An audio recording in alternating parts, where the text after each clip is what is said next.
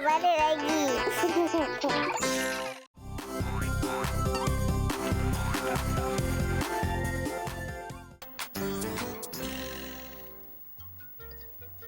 Wah, laparnya perut Bas. Bila time lapar-lapar macam ni, teringat pula kat labu-labi. Maklumlah, labu-labi ni je lah merupakan pakar menyediakan makanan Kids On tu. Bas pun tak nak fikir banyak-banyak apa yang mereka sediakan ni. Jadi Bas nak tengok. Jom kawan-kawan, sama-sama kita saksikan labu-labi at Kids On tu. Labu-labi at Kids On Labu, tahu tak? Bas panggil kita pakar makanan. Tu pakai makan je kan? Makan je.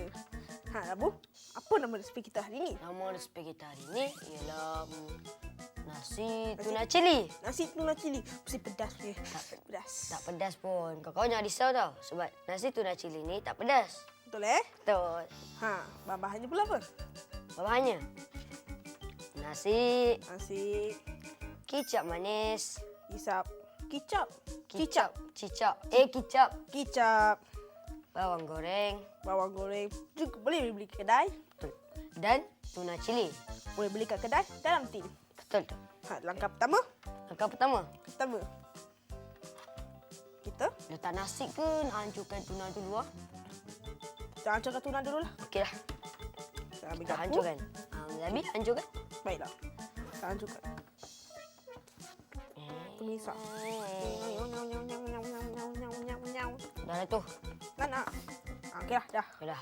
Lepas tu kita Dah ambil menghancur. nasi Okey. dan kita masukkan ke dalam mangkuk.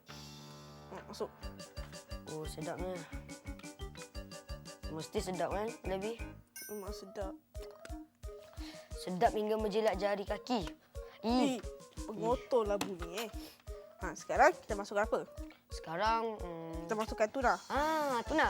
Betul. Kita masukkan sikit je lah. Sikit je lah.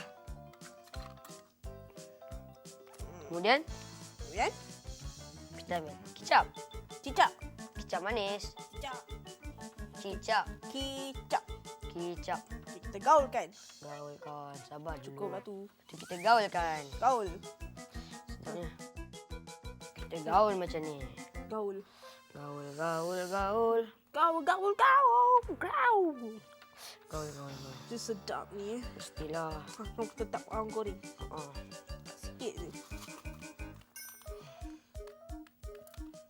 Dah cukup.